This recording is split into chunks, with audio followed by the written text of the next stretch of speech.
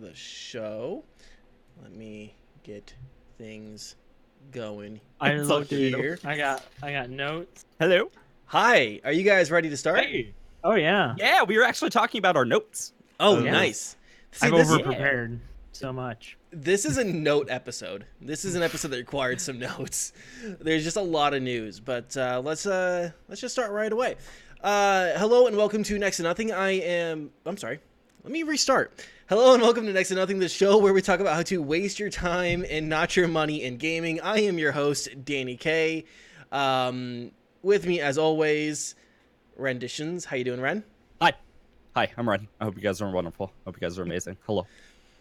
And with us, our special guest, Elliot Argues, who I will be referring to as Elliot. How you doing, That's Elliot?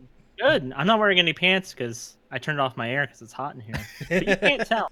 But now that you know, I want you to imagine that I am sitting here without any pants on. Thank you. Hold on, let's. If it makes you feel any better, I'm also not wearing pants. No Pants brothers.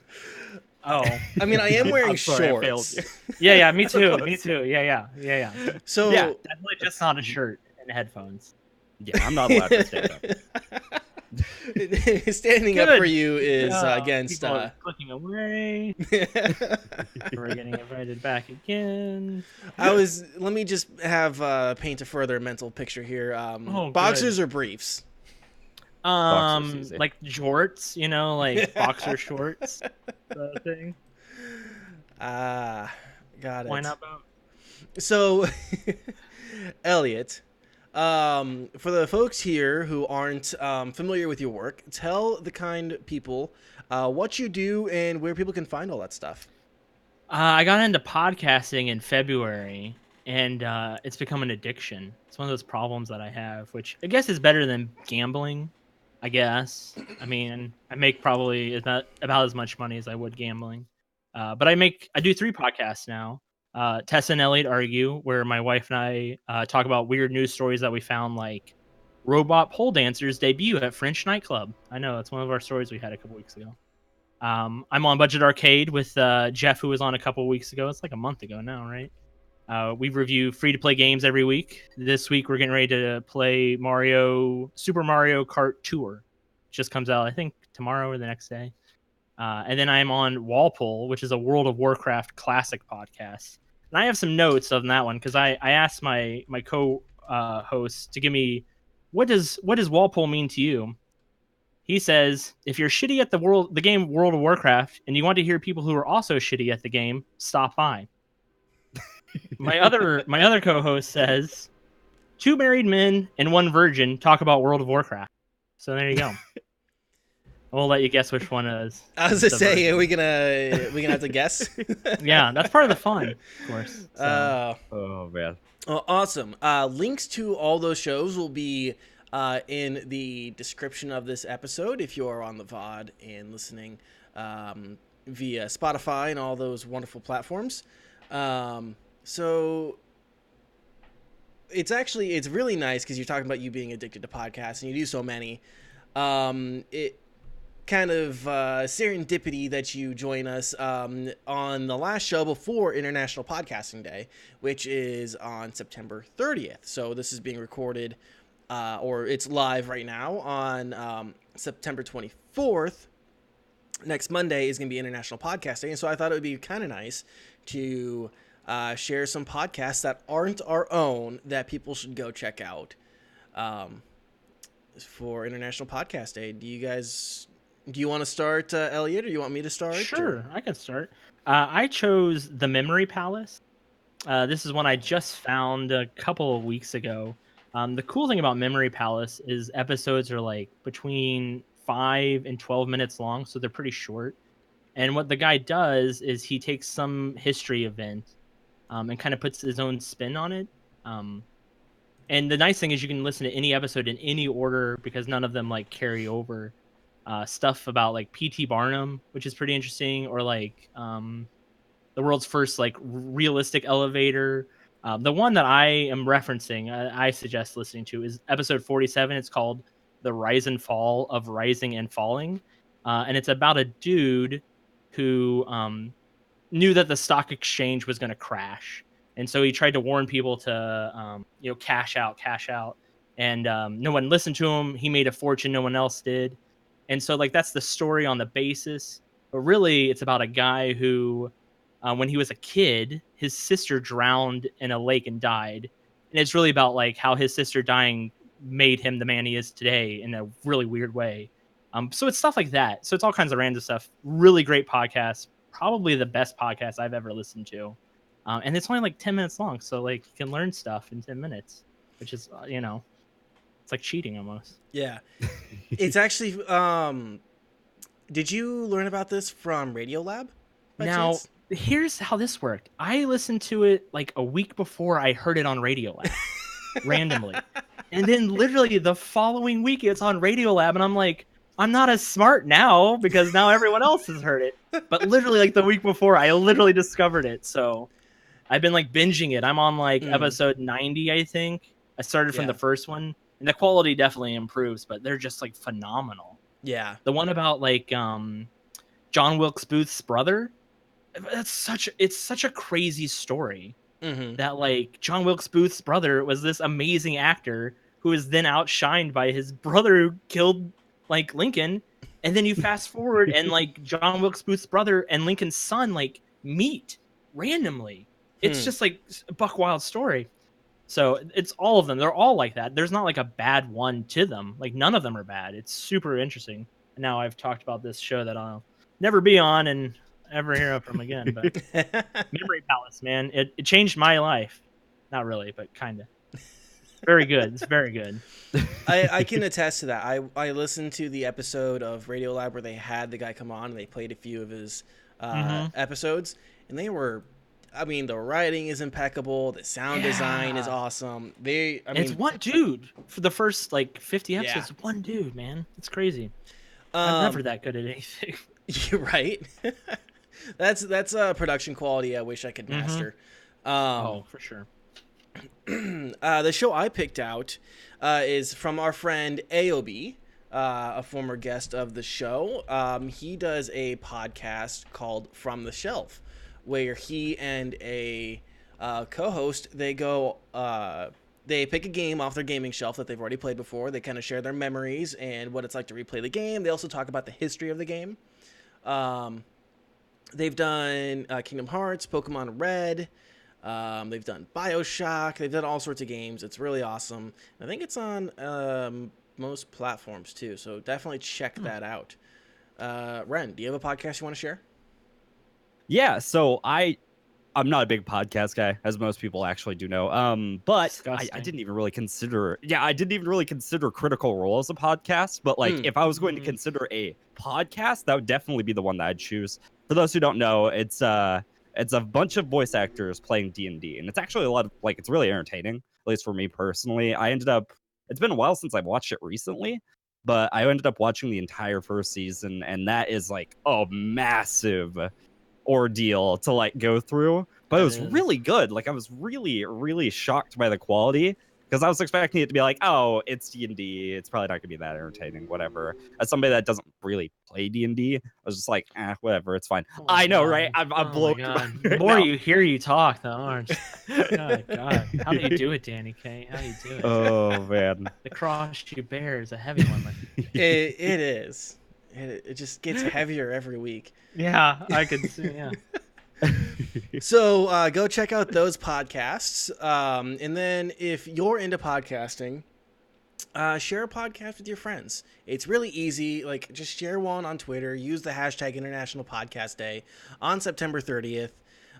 Just tell your friends about it. Or if you're on, like, Apple or Spotify, and you hear something that, you think, wow, this person would really appreciate this, you can actually copy a link from those platforms and send it as a text, which is an awesome way to be like, hey, I was listening to this. I was thinking of you. I think you'd really enjoy this. I think it's an awesome way to connect with other people. So yeah, if there's anything else on that particular topic, you guys want to say it now, or we'll just get right into WoW Classic? You should listen to more podcasts. Expand your horizons. Yes. Although you did pick one 5-hour podcast, so I guess you get credit for that.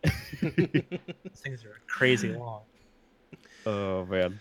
Awesome. Well, we do have a game to talk about this week. We haven't had anyone talk about this, and I think Elliot is especially prepared to talk about WoW Classic. So yeah, let's just get like right into WoW Classic. Tell me a bit about like your experience with it so far and all your thoughts and feelings on it. Yeah, so WoW came out in 2014. No, it didn't. It came out in 2004. Man. I was like, wow, that seems recent. Wow, that's really, that's a lot of South Park episode. For like, yeah. That South Park episode was really predictive. yeah, they're really ahead of their time. It came out in 2004, and I started playing regular WoW in 2006. My roommate had come home or had come back to school. My roommate Frankie is on the podcast with me, and he had tried to convince me to play this game, which is a game I wanted to play and I just never got into, because we had dial-up in my house still back then in 2004. Yeah. Oh, please don't judge me. It's my parents. It's not me. But we went to college and we had high-speed internet. You're like, whoa, I can download so many adult things and play WoW. Mostly WoW. Very quickly it became mostly WoW, actually. And like from then on, I played most of the expansions. I played a lot of Burning Crusade. I played a lot of Wrath of the Lich King, a little bit of Mist. I didn't touch Cataclysm. I played a little bit of Cataclysm. Didn't touch Warlords because that was garbage. Played the hell out of Legion a couple of years ago, which was like the best expansion since Wrath of the Lich King. And then Battle for Azeroth came out last year, about a year ago now. And it is absolutely hot garbage. They took all the great things and just like they twisted them like they do, but not in a good way this time. Like with Legion, they fixed all those problems that Warlords had. So I played Battle for Azeroth for a little while, then I just stopped because I knew WoW Classic was coming back. And I didn't play I didn't level all the way to the cap when regular WoW came out because I started in like 2006, and then Burning Crusade came out. But WoW Classic's been out. It'll be a month on the 26th. And apparently it's been one of those things that it just like it has exploded. During the primetime hours of WoW, which I don't know what I don't remember off the top of my head, but I think it's like from 8 to midnight or 1, whatever that like time zone you're in is. The servers have been either at full or high capacity. So I'm not the only one that's like fallen back into it. It's gotten huge, which is one of those things that a couple of years ago they were making fun of people saying, you don't want this game, but WoW Classic has done a really good job of not having any hooks. When you play the other WoW expansions, there's hooks to them. You gotta do your weekly keystone for your gear. Yeah. You got to do your raid for the week. You got to do these stupid island expeditions in Battle for Azeroth. They're just terrible. They're just not fun. It's just not fun, right? You got to do the grind to get flying. It's just not fun. But there's none of that in Classic. There's no hook. There's nothing to say you have to come back and do this. And that's like what's magical about it. It's like it's a real MMO where Legion, Battle for Azeroth have kind of taken that away. There's no hooks, but I keep wanting to go back. I keep playing 2 or 3 nights a week. So, but there's been some issues since the game's come out. They've had a lot of problems with people getting on. I'm sure you probably saw the first week. There were 5-hour, 6-hour queues. Which if I remember right, there was a queue for getting into the queue. Oh, dude! If I recall correctly. Now this is how terrible I am. I called my wife to have her log me into the game as I'm driving home from work so that I could queue for the queue.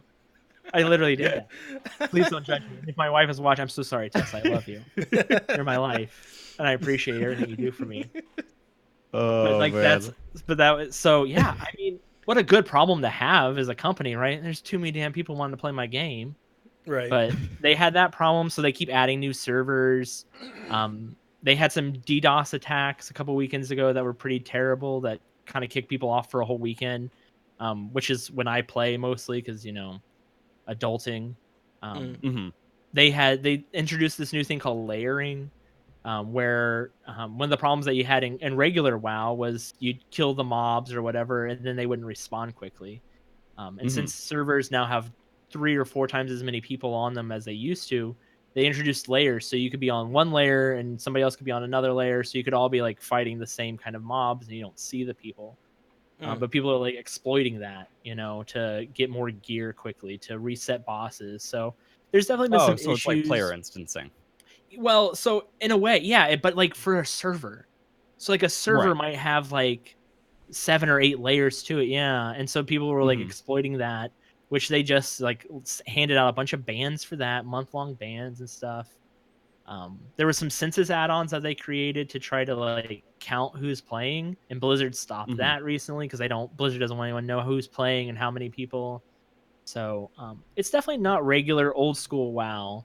It's definitely classic. It's not World of Warcraft, but it's good classic. It's good. So I've had a lot of fun. I think I'm at level 44, which is about the halfway point. 60 is the level cap, but as you level, it requires more experience. So I think 42 is like the halfway mark. So I'm about halfway through the leveling process. But I mean, World of Warcraft Classic, it's about level.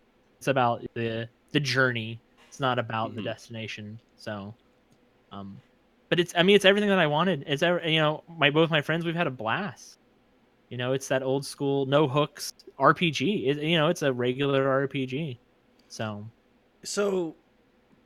you're saying like the no hooks thing, makes it more magical. I mean, is it just feel more freeing? Is that the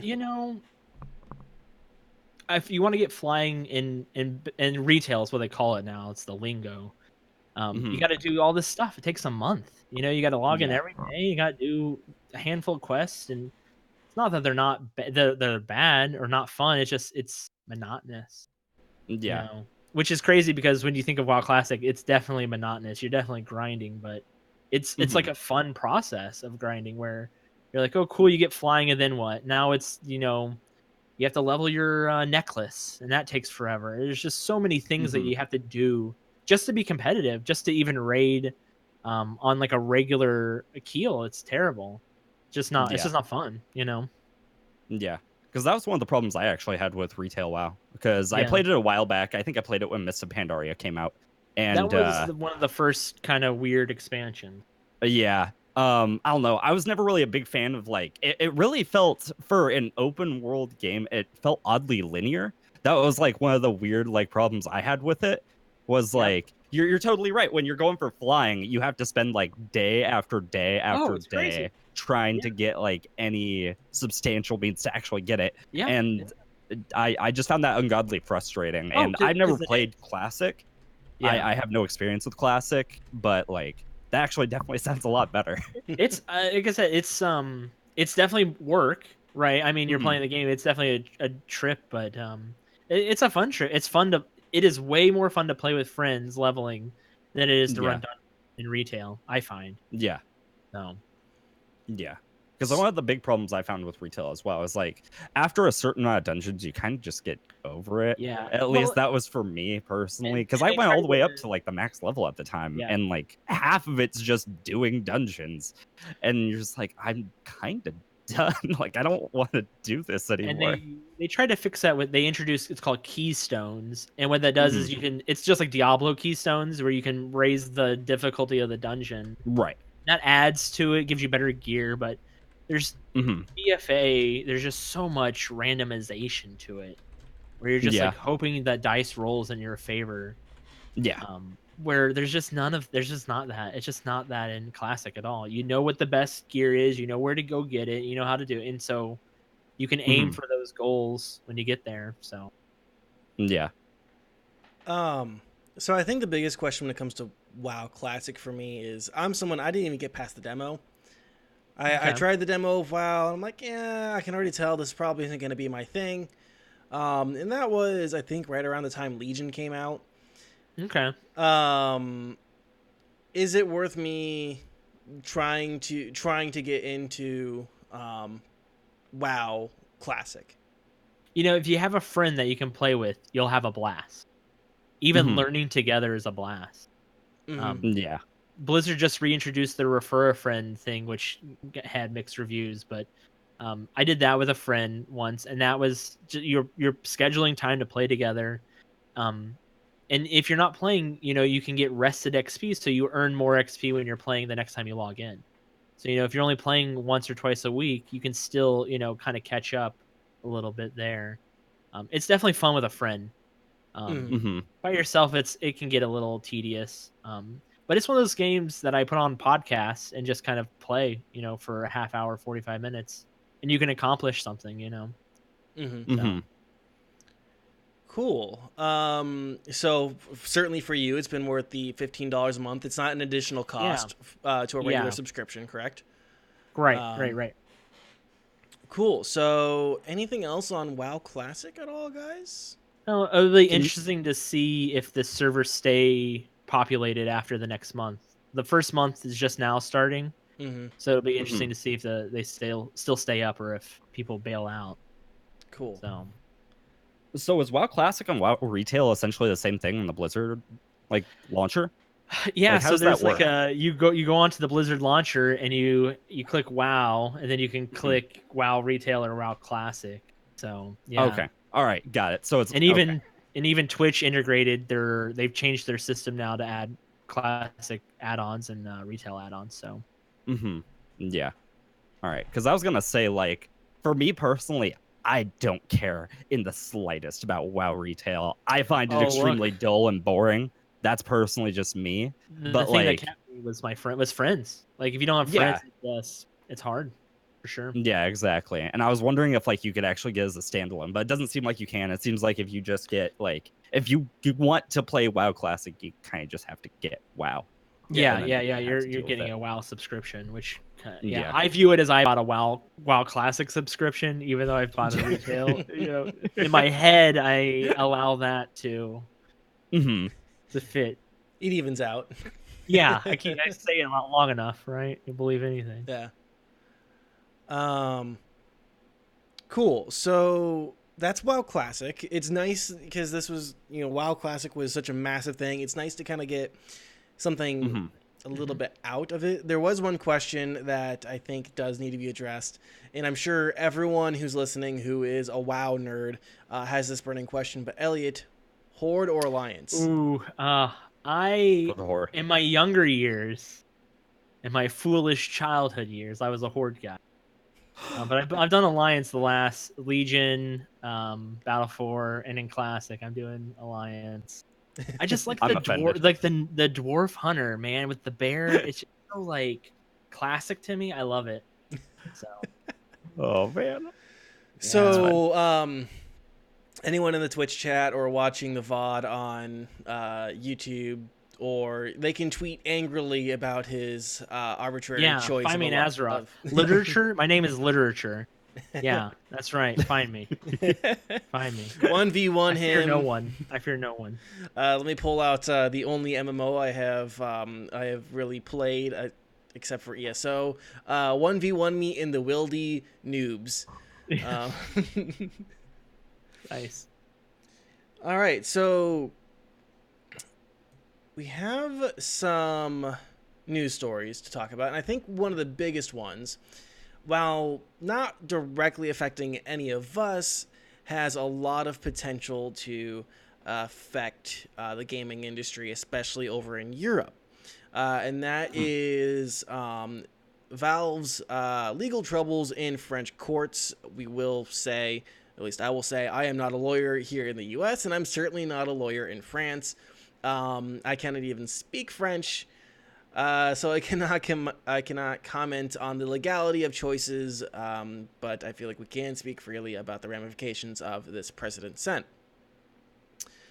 So what happened was a French consumer group called UFC Quasar. Yeah, say it, yeah. Yeah. I said I don't speak French. So they began a lawsuit several years ago against Valve for several clauses in their Steam user agreement, most notably one that states that you don't own games that you purchase through Steam, but you instead are subscribing to the games in your library. This means that users don't have the right to resell the games they buy on the platform. So the District Court of Paris struck down the notion that Steam sells subscriptions, instead saying that Steam sells game licenses and that users have a right to resell the license.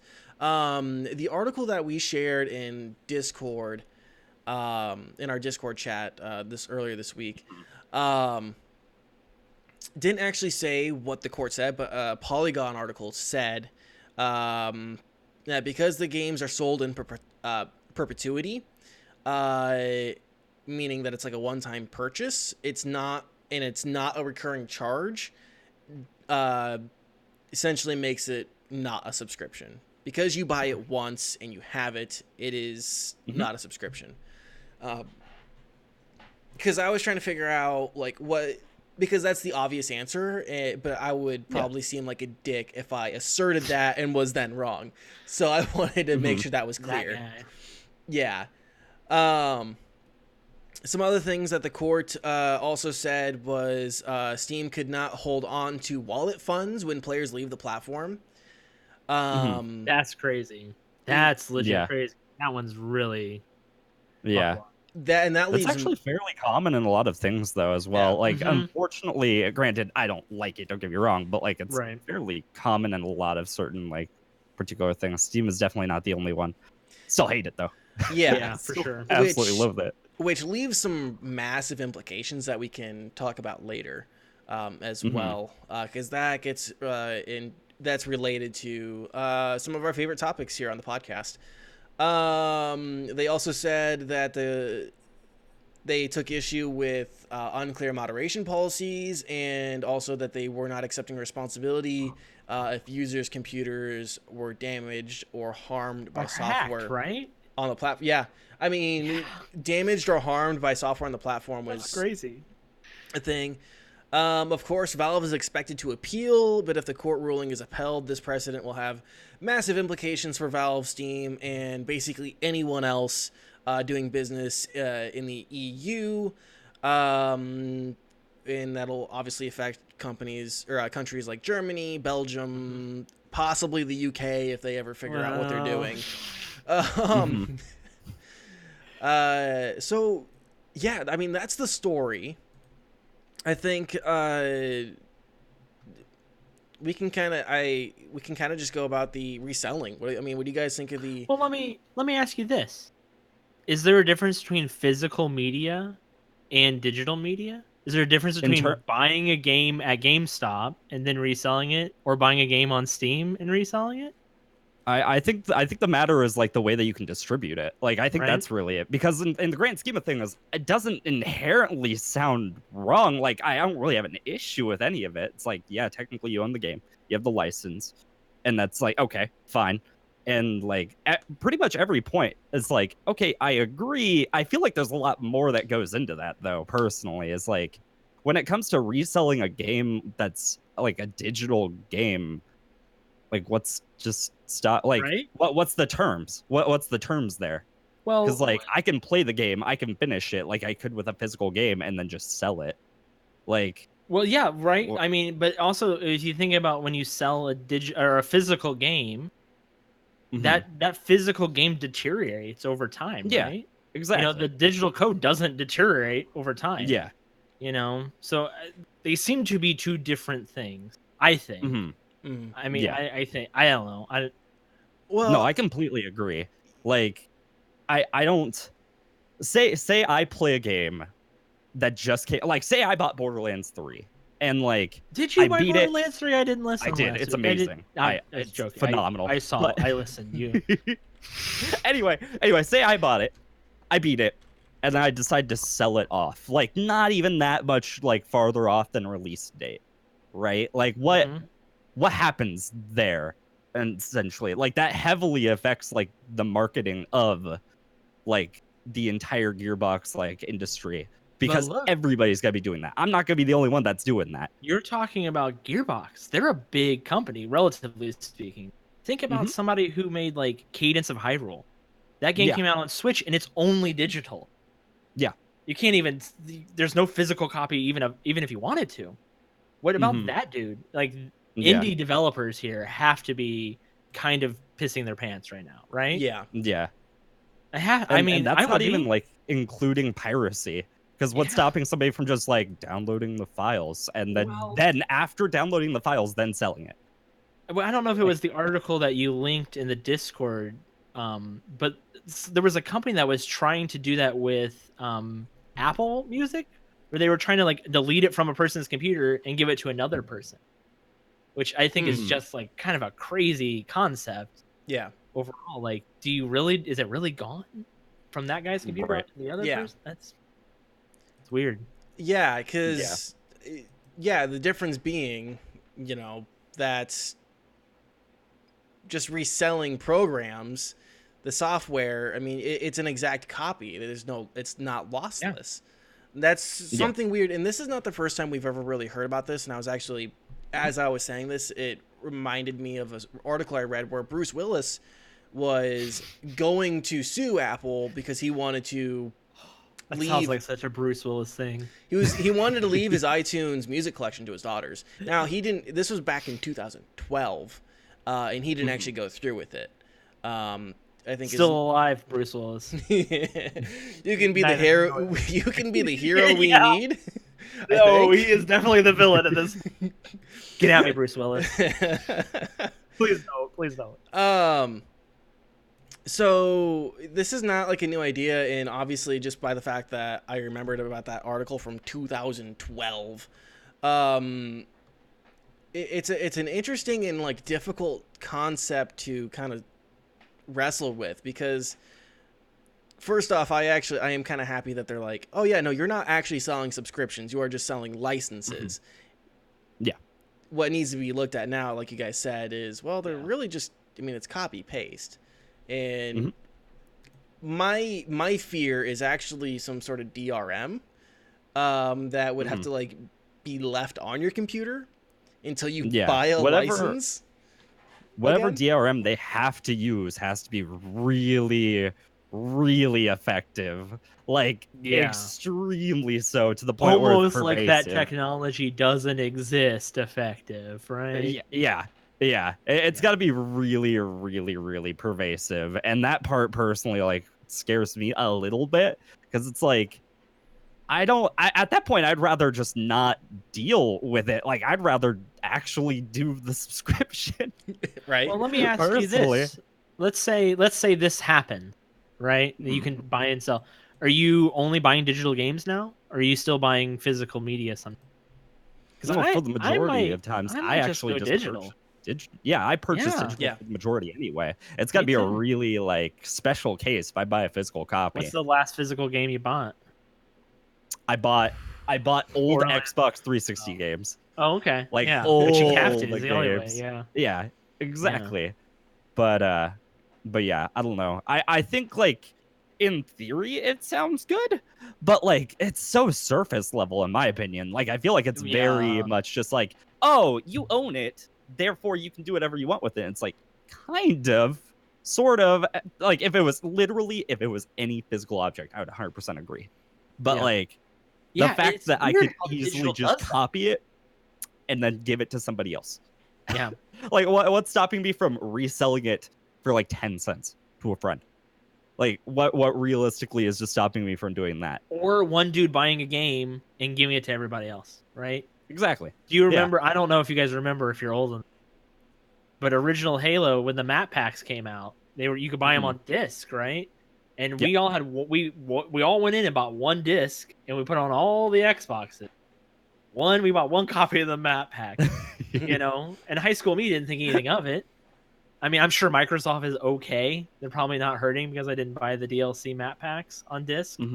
But like, that's what that is. That's exactly what we're talking about in a way, Yeah. Like, I'll buy this game, you buy that game, and then we'll switch after a few months. Well, and then there's always the go to GameStop, buy the Game of the Year edition of, we'll just say, Fallout New Vegas, download the game and all the DLC to your device, return that, and go get the regular disc of Fallout New Vegas for like $20 cheaper. Yeah. Crazy. Right? I mean, that's a big problem too. It's like, so yeah, it's just a very strange notion. I think the DRM possibilities here the pervasiveness of DRM is that gives me icky feelings. That to this opens up a lot of potential for piracy, and then the combat the piracy is. I think we're gonna see a big boost in subscription-based services like Google's and iTunes, and not to like spoil alert for future events that we're talking, but I think that's exactly what we're gonna see. But yeah, right? No, I honestly totally agree. Weird thing like that. Mm-hmm. It'd be like, oh look, and we're already moving towards that, like already. Like Uplay's doing it, EA's been doing it for a while. I am almost certain that at this, like, if that actually goes through, Steam's gonna be like, we need a subscription system. Do you think we like, have to Microsoft and Sony and GameStop are like funneling money to like Valve to be like, hey, we really don't want this to pass either. Here's like, hire some really good attorneys because we cannot let this happen. Oh man, I mean, maybe. I don't know. I mean, that's a situation. It's like how much do they want to be involved? My chair is apparently just sinking very slowly here. Yeah, I don't know. I'd actually be kind of interested to see where a lot of Valve's funds are coming from on this. It's not like Valve probably couldn't afford really nice lawyers, being the largest distributor of games in the world. But you know, Sony and Microsoft, even Nintendo, were like, "Damn, we got to do something about this." Yeah, or this is gonna really bite us in the butt. I think the closest time where it was ever kind of like that to a degree, they actually removed it from Steam, was when you were able to actually buy like gift copies in a sense, and you could just hold them in your library. I actually thought that was really cool. So like being able to do that would definitely be neat, but like I don't think you should be able to like just straight up sell them at a cost. Like I don't know. I liked the trading system where you could actually trade game for game or whatever, and I understand that there were a lot of flaws with it, especially with like CS:GO and TF2 hats for games and shit like that. Hell, I got, what was it, Rust? I got Rust for a hat in TF2, and like I think I got Daisy also. And I was like, wow, that was awesome. As a kid, I was like, that's great. That's so cool that I can play a game and get stuff. But like, I don't know. As a teenager, like as a kid, I probably would have been so into the idea of like, make it like everybody can like do whatever the fuck they want with their games. But like now I'm just like, that's not realistic. Let's be real here. That's how you crash an economy. Well, we're not even hitting on the whole being able to cash out your money from the gambling on skins. Yeah, dude, that's a whole other thing. You were reading my mind. Yeah, that's legit. Like, that's some like FanDuel shit right there, man. Well, here's the thing that I mean, because in a lot of these countries, the whole debate hinges on the definition of gambling being a cash in, cash out system, right? That's like the UK. We talked about that a couple weeks ago. That's the whole thing with like the UK, and why like a lot of these companies aren't getting dinged for being, casinos or running casino-like environments or illegal casinos or whatever. And I think I said it maybe last week or the week before. For the most part, when it comes to loot boxes, we could talk until we're blue in the face on whether something is gambling. But we have on Budget Arcade, trust me, it is a thing. We've legit almost gone to fisticuffs, I think, a couple of times. Yeah.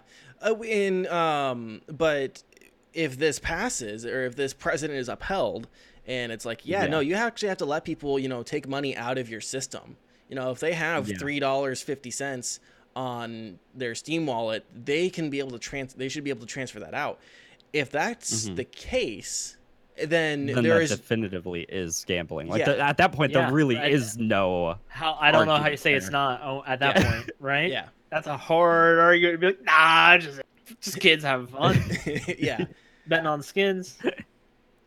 Oh man. I mean, so I guess I didn't realize that the other problems that they raised here, I guess I knew about the unclear moderation policies. That to me isn't like as big of an issue, but like the responsibility for like damaged and harmed computers. That's crazy too. I guess I didn't realize this was a thing. Was it just like spyware shoveled into .exes and stuff? Or which again, there's a lot of shovelware on Steam. Like Granted, they've made a significant like push recently to really like try to limit that because it was like, terrible. But for a while it was a vast amount of shovelware, and like with shovelware, it's safe to assume that Steam doesn't have any realistic QA for games that they don't own. Like there's no, I can't expect them to be all like, oh, we're gonna quality assure this 50-cent game. Like every like 10,000 50-cent game. I can't believe that's realistic. But like, I don't know. I am certain that there was like some really garbage stuff out there that really was affecting computers. Like there's really no, I can't think of that not being a situation. I agree.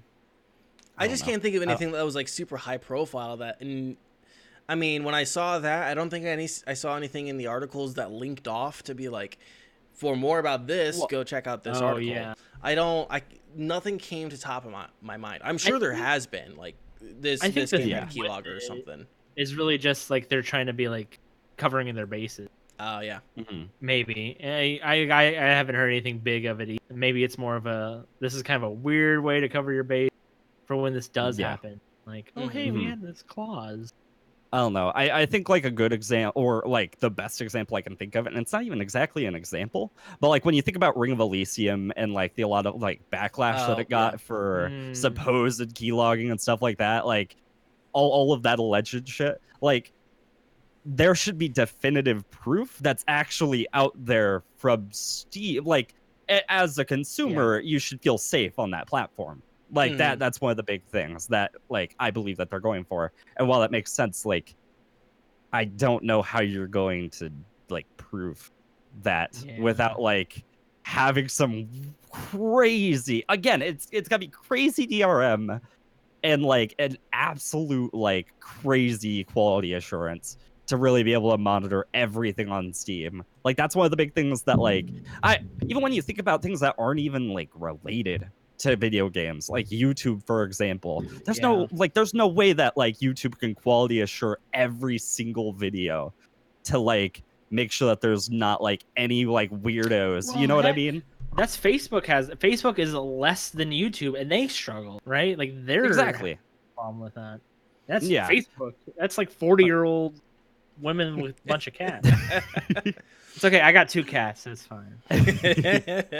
Hello. I feel like in theory, with literally every single thing that they said, like in their thing with like being able to cash out, being able to like have better moderation policies, everything like that, it all makes sense. But like it's all surface level. Like there's no real. I can't imagine a world where any of that really comes true. I really can't.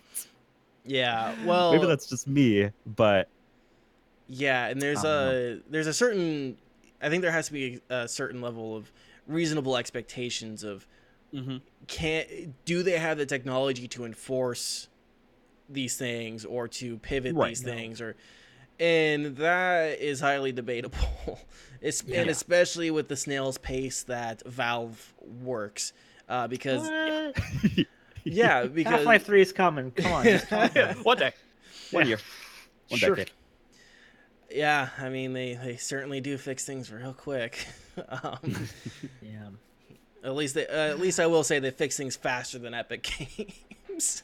Oof. So any other questions on, or any thoughts on this? You think this gets overturned? I don't. I think it does get overturned. I don't think this stick. No, I hope it does, because like I do too, but I just can't imagine it. Just can't imagine Valve not doing everything in their power to prevent this from actually taking place. Yeah. It just seems like one of those things where like a government is like, oh, this is obviously the good thing, and then like anybody that really puts any amount of like look into it is gonna be like, wait a minute, this is horrible. Wait, hold on.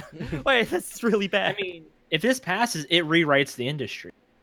Exactly. It rewrites the entire industry. Yeah, GameStop is gone. I mean, they're already kind of gone, but like, how are they not really gone at that point? Yeah, I can't imagine this I guess I can't imagine. That's such a big change. I can't imagine it actually happening. Right. I'd be cool with it. Exactly. I'm fine with it, but Yeah, I guess we'll have to see what the appeals do. I don't know how I don't know how the French system works, and I don't know if the EU then gets involved too, right? Because of like They have to, right? I would think. you would think that like in terms of business, international business, that if something like gets appealed up past, up, and then maybe there's like an EU court. I don't know. That's a question for. We're getting far. Yeah, that's That's three Americans. Yeah, exactly. Explain how Brexit works. Stay tuned. Yeah. So that's as three Americans who don't live in the EU, and I certainly do not know how the EU three neckbeards tell you how the more after. All right, listen. I have some listen. I have some real opinions on Brexit. Here we go, boys. Okay. Did you guys hear about Google Play Pass? I wanted to get off that topic real quick, so that's my segue. It's probably for the best. Oh man. So yeah, did you guys really see much else about this Google Play Pass other than what I sent you yesterday? Because I tried to Google the games on the pass and like see what was decent. I have 4 games that I came up with that I was like, oh, that's a good game. I didn't actually look at it all that much. Well, spoiler alert, not very good list. Yeah, I kind of imagine. let me say you're looking at 300. But the Apple one's got exclusives. That Exit the Gungeon, I want to play that game, man. That's fair. Now, there's a SquareSoft game or Square Enix game. There's a Square Enix game coming to Apple as well. So, for those who haven't seen it, Google Play has apparently retaliated against Apple Arcade. Strong word. Retaliated? Yeah. I mean, what else would you say this is? This is like You sound important. I don't know. So they made their own app, keyword their app subscription service called Google Play Pass. It is $4.99 a month with a limited time offer of $1.99 a month for the first 12 months. Yeah. And you can also get a 10-day free trial. It apparently features 350 apps and games that will be available. Such a strong word, apps. They will feature no ads or in-app purchases. Some of the games I saw that were included were Monument Valley, Stardew Valley, Star Wars Knights of the Old Republic, Terraria. Apparently some of the apps that are included are AccuWeather and Facetune. Ooh, they're gonna AccuWeather. Right. Oh man, now I can know what the weather's like. There's not any without just Googling it. Yeah. It's like these dudes met in a basement last night and we're like, shit, we done fucked up. How do we not have our own thing? What can we do? All of the games are literally like you can play them anywhere. Now I gotta be honest though. Seeing Stardew Valley, Terraria, and Knights of the Old Republic as like some of the titles is actually not that bad. Like that's shockingly okay. They're good games. Like for $1.99 a month. Granted, you're playing those games, and I added Death Squared. I played it on my my Switch. Were the only games I added. Limbo is on that list too, I think. But all of those games you can play on a better system. Right. How much fun is Stardew Valley on a phone, do you think? Let's sit and think about that for 30 seconds. Is that even playable? Is it even playable? No way. Same with Knights of the Old Republic. I had that on my iPad. Yeah. Fun. That's like one of my favorite games ever. And I couldn't even get off the stupid Starbase on my iPad before I was like, I can't do this. I honestly think that's like the biggest problem with these mobile game passes in the first place is because like mobile games are inherently supposed to just be like 2 buttons maybe, or like it's very slow paced to the point where like it's like turn based. Like you can do turn based on a phone. There's no issue with that. Final Fantasy Tactics on the phone's fine. It's a lot of fun actually. Yeah. But that's like name another game. Like you just I don't know. Like I can't imagine that any of these games like transfer over. They're good titles, but like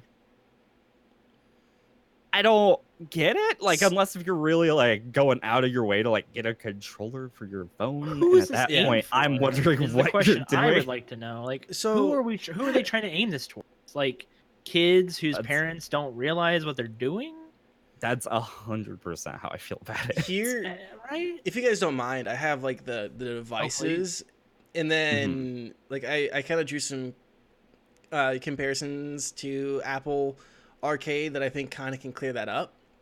So it's supposed to be compatible with Android mobile, Android laptops. So I'm assuming Chromebooks. Yeah.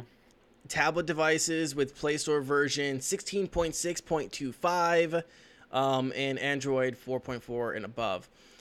I didn't see Chromecast on there, but I'm assuming that you can Chromecast your tablet or your phone. Well, don't assume anything. Yeah, You never know. true. You know what they say about assuming. Yes. I've heard Um, once. So, but with like Apple Arcade, and there was actually a question that I did see an answer to that we had about Apple Arcade being on Apple TVs, because anyone who has seen an Apple TV knows that the controller is like this big with like the interface for it looks like the trackpad for the original iPod. Right, so not a lot of buttons on it, but you can actually connect that to you can use a PlayStation or Xbox controller for the Apple Arcade. I think this is a direct, like, we need to have something similar. What can we do to make this better? Than AccuWeather. Yeah, exactly. Let's include apps. But And it's also like 5 apps too, right? The non-game stuff right now is nothing, right? It's very yeah. Nothing substantial. Yeah. I just saw this as kind of like a shitty attempt at just offering something for Android users. Google just kind of like freaked out. They're like, "Oh shit, we didn't realize Apple was going to do something like that." Didn't read any of the rumors. Right? To be completely honest, I feel like they're both shitty. Like I really feel like they're both bad. Like they're both for unbelievably tiny niches. But like, it does seem like at least Apple is putting money into it. It seems so. Maybe in 5 to 10 years. 5 to 10 years. I don't. Well, to me, this just seems like they're like we just have to have something comparable as a selling point, so we don't lose Android users. Now you can, but do you want the Android user who's like, man, that Apple Play, that is gonna make me switch? Like, you don't want those fuckers. Like, get lost. Like, go over there anyway. Like, you don't want your money, peasant money. Oh man. Yeah, I don't know. I mean, the lack of exclusives and like it just seems kind of thoughtless to me. I'm like, I'm pretty indifferent in terms of like the mobile market. Like, I think I'd rather go. Unless this somehow leads into Google Stadia, right? Maybe. At that point, maybe something's got to do with that. I don't know. Which I think is still kind of a gimmick anyway. But... Yeah, exactly. Well, I had a whole thing about here in my notes about one of these self-cannibalizing the other. It's like you have two gaming subscriptions, one called Google Play Pass, the other called Google Stadia. Right? I mean, they both have your name on it. Morph into one. Yeah, unless. Right. But then there's like the whole issue of like. Yeah. Will your consumers get confused about that? Maybe. I mean, I could potentially see it. Oh, it's a Wii U. Yeah. Problem, right? Right. You know. No, this is a different Wii. No, it's Wii U. Like, I'm one of those idiots that bought a Wii, so I don't have any room to complain. Oh man. Yeah, I don't know. I personally feel like they're for such tiny niches in general. Sure. Like, I don't understand the reasoning behind putting so much money behind it for Apple, like specifically. I mean, I sort of get it because Mac is just like they tend to get the shaft in terms of most like gaming development. Think of games and Mac? But do you ever put those two words together in one sentence? Exactly. Unless you're bashing, unless you're making fun of. Yeah. Like ever. But like, I don't get it. Like, I really don't. I don't get either of them. I feel like I should, but at the same time, as somebody that like, granted, I don't play a lot of mobile, but if I did, I'd probably just go to 3 mobile games. Like, not all of them are horrible. Granted, some of them, 99% of them are pretty fucking trash. But look, trust me, I have a podcast where all we do is review a lot more misses than hit. Yeah. In case you're wondering. Spoiler alert. Yeah. Please listen to our podcast. I mean, like for me, and I know I've said this about Google Arcade before. Google Arcade to me makes a little bit more sense because, you know, you have the Apple TV and the MacBook and the, you know, iMac and iPod and iPhone and iPad, like all of these devices that play together really, really, really well. And with like the family subscription service, you know, Jimmy can play on his iPod or his iPhone, you know, however old Jimmy is and how bad of a parent you are. Sorry. that was uncalled for. But you know, like the whole idea of like being able to take these and just being for that, like that casual Mac family. Like, wow, say that sentence out. That inherently sounds like really niche, in my opinion, personally. Well, I mean, like, there's a lot if I'm a casual family, I'm not gonna own a Mac. Like, there's I'm thinking. I mean, I've known a lot of people where, and like, my family went through it for a stint of time where it was like, we're just gonna have Macs, and I mean, there are people who they have an Apple TV because they have an iPhone. Right. Yeah. And that's who I think Apple Arcade was designed for. Yeah. This I'm just like, you know, It's weird. Yeah. And all I just see it is like a direct retaliation. Apple has it, so we have to have something similar and try to be better. And I don't think they really. I think they didn't really do better. I think they just try to be bigger. For the same price, which, you know, bigger isn't always better. Same exact price, right? That's yeah. I mean, it's hard to look at those prices and not be like, that's a direct retaliation. I think if you look at those two prices and don't think that, you might be a little crazy. Even $199 for a year. Yeah. So I mean, this is an option if you're gaming on a budget. This is certainly an option. If any of our listeners or viewers do check this out, report back to us like on Twitter or send us or leave some comments down below in YouTube because I'd be genuinely curious to know what people actually think of the Google Play Pass.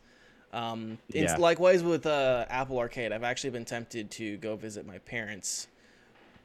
Just to try once it's available on Apple TV, like just make an explicit weekend trip and be like, listen, I'm not really here for you guys. I'm here for your Apple TV. I gotta know how all of this works. Exactly how my parents are too. Love you, Mom. Yeah. I genuinely would be curious to see just how like because we're talking right now about like the Google Play Pass. And like the impact that has on people, but I'm really curious about the impact that either of them like how many people care like that at least that's the way I see it is like how many people really care about this because granted Danny you do, don't get me wrong, I understand that, but like I don't care the slightest. Like I see it and I'm like it's a mobile subscription, I guess. Cool. I mean, trying to even find the games was a pain in the butt. To even try to find what the games were to talk about, I was struggling. They're like, "There's 350, but here's 7." Yeah. Well, it had the same problem as Apple Arcade. I'm like, the layout for the page when I eventually found the page was pretty piss poor, and I'm like, and you're looking for it. Yeah. Right? Like, how is someone gonna stumble upon? Right. Exactly. Yeah, there's just a lot of problems. I mean, we talked about Apple Arcade before. I mean, that last big announcement they had, where it had a lot of problems and like, who is this really for? And we could only really theorize. And we still are to this day. Yeah, exactly. I have a notebook just filled with notes on who I think these products are really for. Although I think I have a solid grasp on who I think they're really trying to get, but that's that's really about it on this, it seems. You guys have anything else on Google Play Pass? Please make the pain go away. Now this kind of gets into it where, you know, obviously everyone wants to have their own subscription service. Everyone also apparently wants to have their own fucking launcher in gaming. Rockstar Games released their own launcher this week, which included, for first-time installers, a free version of GTA San Andreas. No, I don't think. I mean, that's not a bad incentive. I think it's nice that they put out a retro game for that.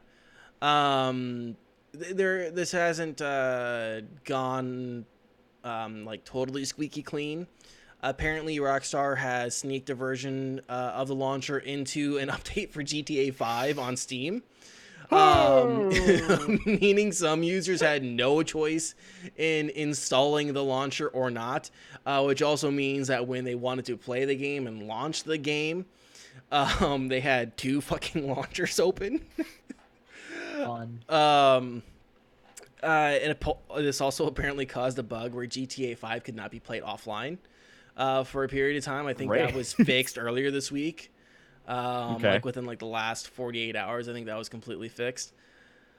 So it just like, obviously all these major publishers are looking for creating their own storefronts. I have a small list here that I wanted to read out to you guys of all of the launchers I could think of for PC. Blizzard, Activision, Battle.net, Steam from Valve, obviously, Epic Games Store, Microsoft has their own launcher, I believe. GOG has Galaxy. EA has Origin. Bethesda came out with their own launcher. Oh, did they really? I didn't know Which that. is, like, I think it's the exclusive way to play Fallout 76. That's the only way to play I didn't Fallout. touch that garbage. That's for the best. You want to talk about it, Ren? I'm still waiting. No. Don't worry. I could ruin this podcast. Come on. We're having such a nice time. Ubisoft has their own launcher. They have the Uplay launcher. You want to know who has a fucking launcher? Twitch. Yep. Twitch has their own launcher. The desktop app for Twitch also functions as a game launcher for Prime as members. well as a mod loader. Yeah. As well as a mod loader. Because they just rebranded the Cursed app. Yeah, and their add-ons. I use that for WoW. I use add-on. It's the best one. So also the only one. That's neither here nor there. That's just 9 launchers. Just 9. That's just 9. That's only 9.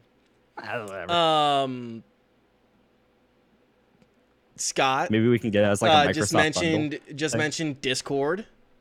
Oh, that's true. Which they just got rid of all their games though, right? Or they're getting rid of all their Nitro stuff. Yeah, right? Nitro they're getting rid of, but they're still keeping the storefront and the launcher, I suppose. Oh, okay. So there's 10. There is 10 launchers that basically everybody probably has.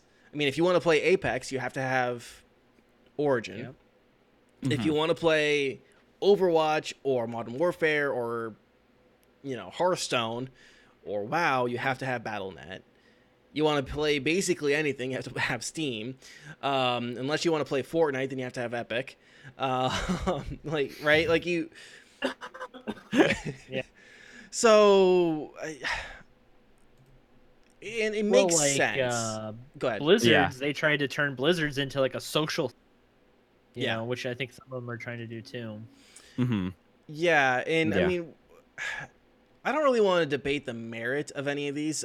Tiff just mentioned Minecraft. Yeah, Minecraft has its own launcher if you're playing the Bedrock version or the Java version, for sure. Yeah. Well, I feel like the launcher for Minecraft is entirely different than every other one that we're talking about here, because every other one was like a storefront. Yeah. In the grand scheme of things, it's a storefront. The launcher is just that. That's just it. It's a launcher for a game. Yeah. Well, the like launcher. Like the name implies. Is that what you're saying? Trying to say something?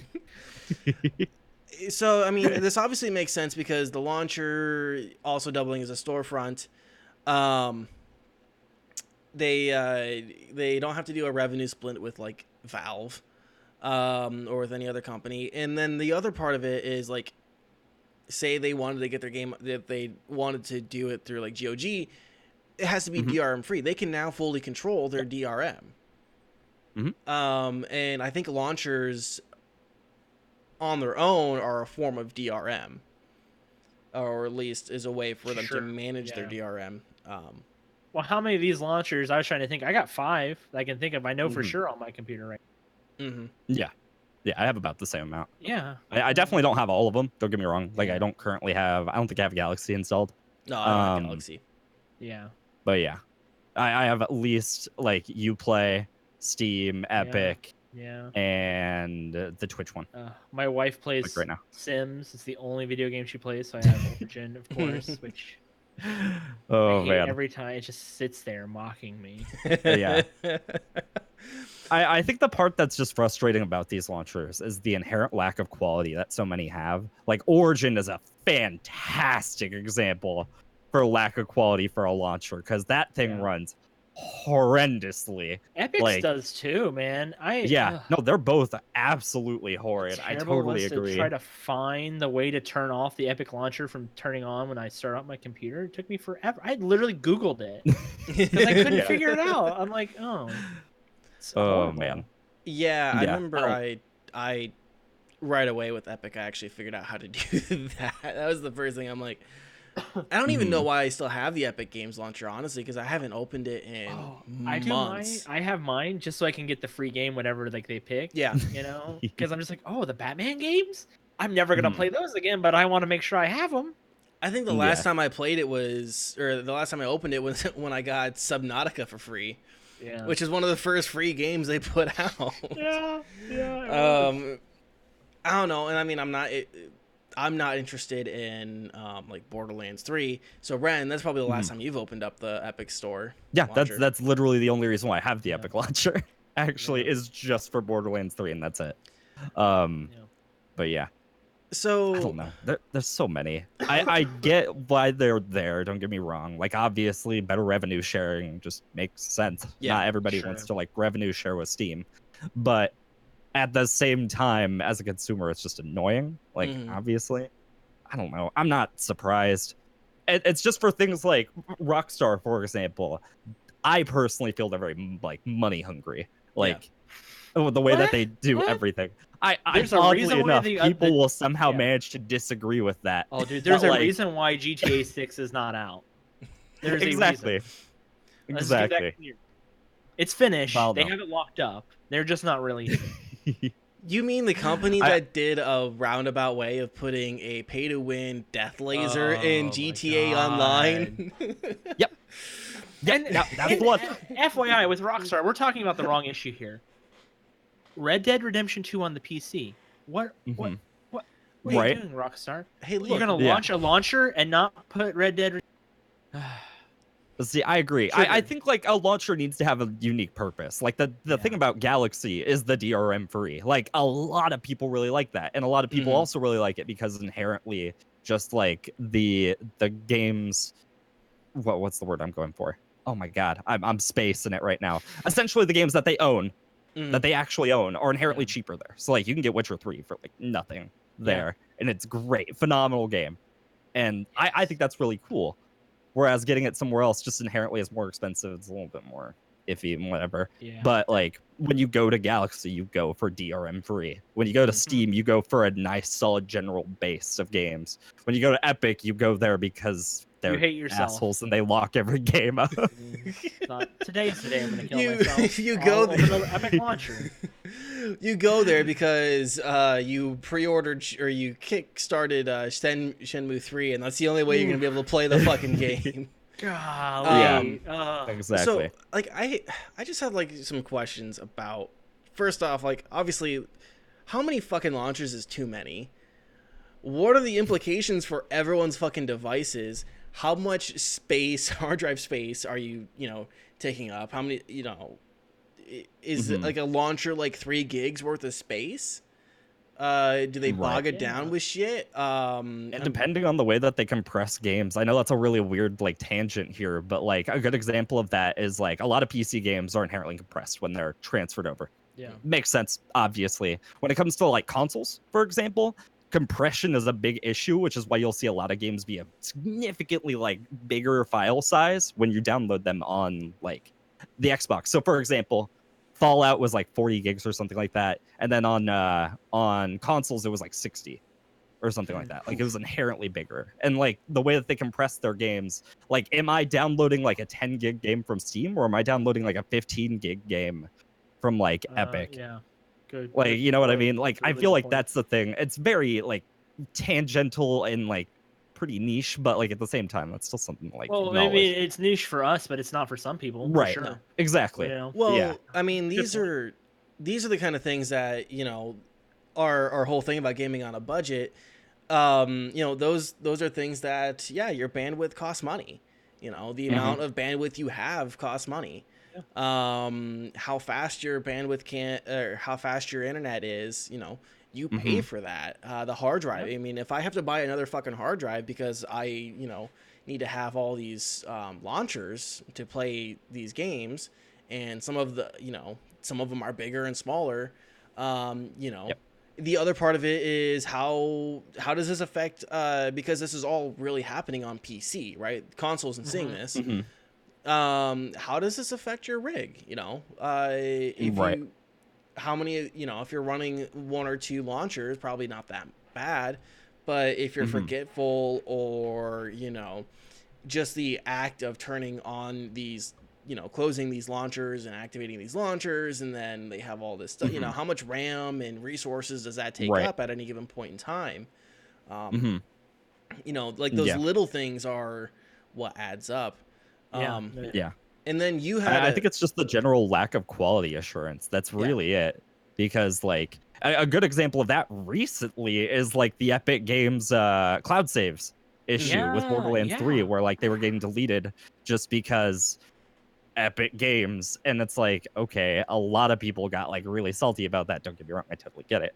But like, is that something that should be just a thing on a launcher? Like, you won't see that happen super often with Steam. Granted, there's issues with Steam. I'm not gonna say they're like saint. Like they're the best of all the garbage, which is not great. Like that's okay, I guess. You smell a little less like poop than the other dude. Cool. Yeah, exactly. Still poop. Yeah. I don't know. Scott, I think like Scott from Budget Arcade. I wouldn't have me about the Corsair game launcher. Corsair was an April Fool's joke, if I'm not mistaken. Yeah, Scott, yeah, right? Yeah. I think it was a game launcher for your game launchers. Yeah, I think that was a good one. Good call, Scott. Good call, Scott. Oh man. But I mean, you raise a really good point. I think with like the standard assurance. I mean, is the ESA going to regulate this? Is this going to be like no? Yeah, exactly. No, it's not. It's just a launcher in their eyes. Should like, they? Even if I don't think they should. I mean, I don't think that's. I honestly agree. I don't think that's necessarily in their boat. Like, I don't think. But that's isn't that on like Rockstar? Like, hey, dude, you made a shitty launcher. Well, that makes me not want to play your game. To me, I mean, industry trade groups have a right.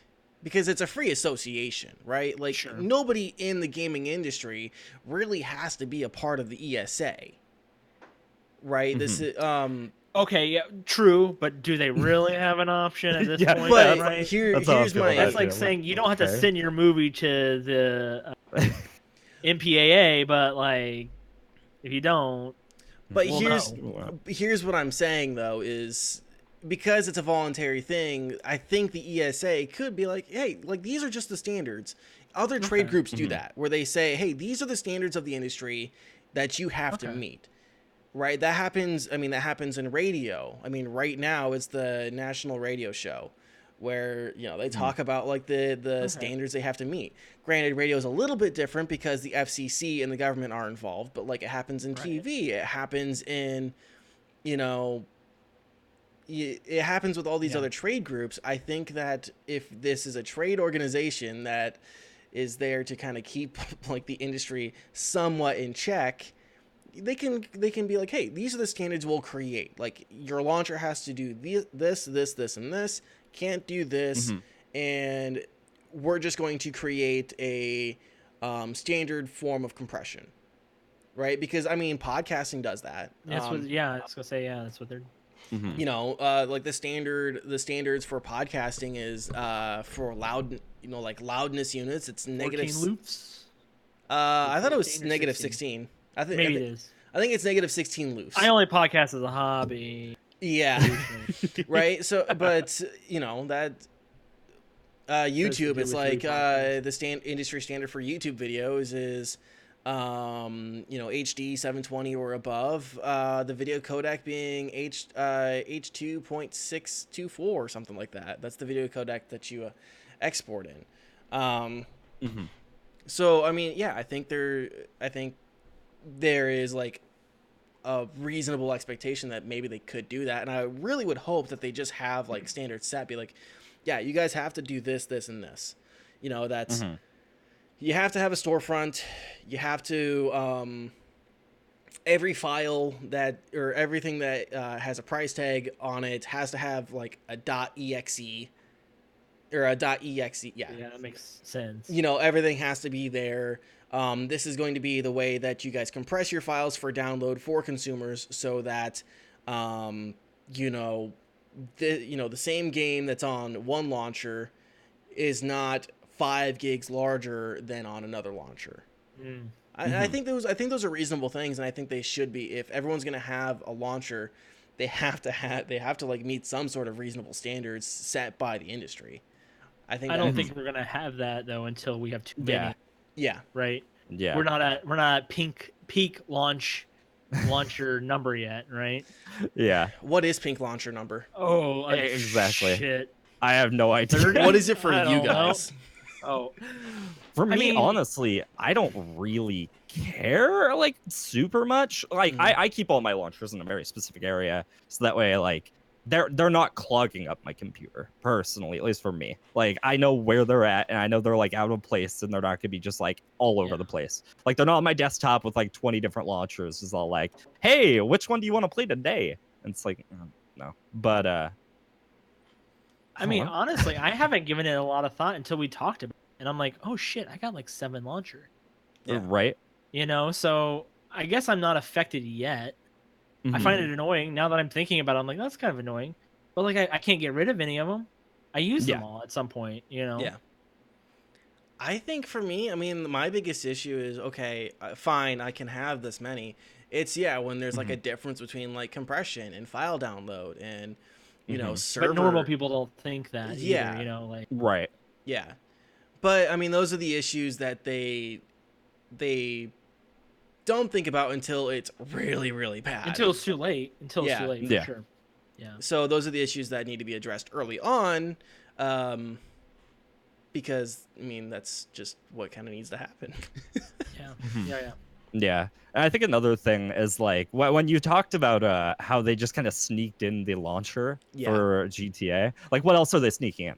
Yeah. That's for sure, right? That's the other big thing. Like, okay, you decided to like, I need this, even though that wasn't exactly clearly stated. So what else are you thinking I need? Yeah. It's like, I don't want my game to turn into shovelware. Like, no, I'm good. Yeah. My note I said is if Steam lets them do this, then that's the bigger issue. Is Steam allowing them to do this to you? Right. So I think you're right. Yeah. I agree. I think Steam has a problem where they have like all this power within Steam itself. Like there was a couple weeks ago where it was talking about like, yeah, you can't just have like a Steam store page and then not launch on Steam. Like that was like a clause. But it's like just Steam doesn't seem to have the balls to actually fight that battle with like Epic, because that was the whole thing was like, I think it was like Shenmue 3 was the like very specific example where it's like, yeah, or Borderlands 3 or something like that, where it's like, yeah, they have Steam pages, but they're not available on Steam, but they're available on other platforms. Steam has a parity clause. Yeah. I'd actually like to see Steam's TOS on that. I wonder if we could dig it up at some point. But yeah, it's like, do you guys actually, Valve, do you actually have the balls to enforce anything right now? Like, are you willing to fight those fights? It doesn't feel like it. Or is it because of how Valve's structure is, they can't? Because Valve's structure, they claim they're not like top down, they're like a horizontal company. So that's why like that's why they're always seeming to have like these random projects. Yeah. Because yeah. You know, this person... That makes a lot of sense. Like, when you think about, like, all the recent things that Steam has launched, like, you notice they haven't done an entire Steam overhaul. They, like, randomly overhaul, like, the friends list, and then they'll throw in broadcasting, and then, like, all this weird shit that, like, some people might like the friend list and then they put out okay, Artifact. but, like, the broadcasting makes no sense. Yeah, and then Artifact is just, like, in its own little... special boat. We don't talk about. Valve's weird. They're weird. And somewhere there's just one guy working on Half-Life 3. Yeah. So, yeah, that's been like a question I've had for a little while. I'm like, is it like the structure of Valve that makes it so they are like... I gotta think it is. Yeah. Like, it is like Gabe Newell and not talking to his lawyers because... like, you know, because it's just like his lawyers are working on Portal 3. Oh, I'm cool with that. I'm cool with Portal 3. Yeah, because of like the structure. It's like a boneless jellyfish. Well, the structure of Valve to me comes off. They'll be dethroned. Yeah. You know, it's just a matter of time.